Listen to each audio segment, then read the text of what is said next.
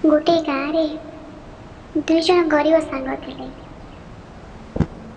से बहुत निबिड़ संपर्क थे।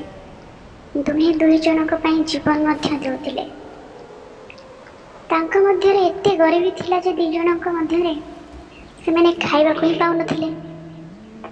दिने जने सांग कहला, अरे सांग चल आम बाहर को पड़ेगा। बाहर को गले अत्यंत किछि आमर दुख दुर्दशा गरीबटा तो कमिजिब। दिमुठा दिओले आम आम परिवार को खाइबा दबा। दुई जन मनस्थ कले एवं बाहर को जीवे बोली अंटा भिड़िले। किछि दिन गला दुई सांग बाहर को गले, भल चाकरी कले एवं दुई जन बिजनेस कले। दुई जन पार्टनरशिप होइकी बिजनेस कले। तो दिने कौन है से बिजनेस रे बहुत प्रॉफिट है। मनीष प्रकृति गोटे सांग मनरे टिके लोभ जाता है।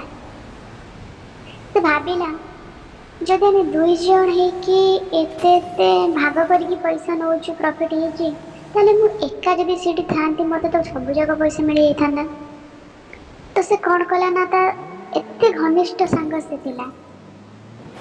दिने खाऊचंती दुई जन बसिकी से सांग ता सांग को खाइबारे विष देकी मारिदेला।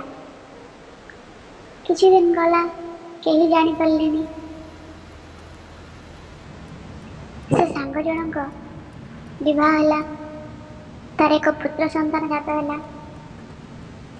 से पुओटी बड़ मध्य हला। दिने पुओटी जेतेबेले बड़ हला बाहर को पाठ पढ़िया को गला एवं कॉलेज रे पाठ पढ़िला। तापर से धीरे धीरे धीरे धीरे बड़ हला, फेरिला तार बिजनेस संभालिया पई, ता बापांकर बिजनेस संभालिया पई।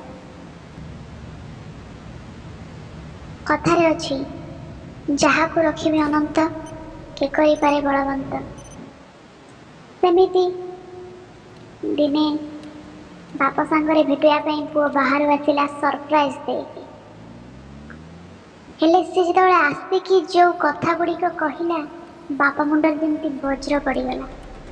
से कथा कौन ना पुआ आसी बाप को बाप डाकिला। हठात आसी पुओ कहला आउ मोर मो भागटा मते दे दियो, मु किछि बिजनेस करिया को चाहूँ। बाबा मते एग्री हैला। ठीक अच्छे मो पुओ से तो जहाँ बेले सब जाक भाग ही ताको ही मिल ना। तो आज कहीं जब से किसी चाहूँच करने तो करूँ। ठीक अच्छे कहीकि पेपर साइन मारला एवं तार अधा भाग ताको देदेला कि तू पुओ ये टंकार बिजनेस करूथा आ अवशिष्टांश रहा जा ताको परे तू नब। आउे पुओ जो कथा कहला बापा आचंकित हो जमी बापर पाद तलू माटी खसी पड़ुଛି ऊपर आकाश छुरी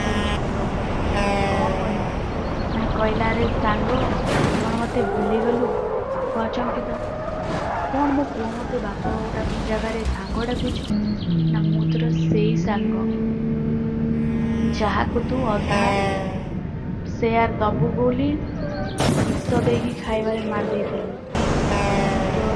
मु ए जन्मरे पुणी आसी तोर उपर कहीं भगवान लिखिंट जार जी भाग अच्छी जो जिनस निश्चित पाइब। ताहले एथुर आम कौन शिखिले ना जहाँ भाग्य जहाँ अच्छी से निश्चय पाइब। जदि आम चाहिए ताकू जोर जबरदस्ती कौशलपूर्ण छड़ाई आने केबे पारिबानी। हाँ किसी समय आम आनी रखिपर किंतु से जिनस को आम आम पाखर सुरक्षित रखा जिनस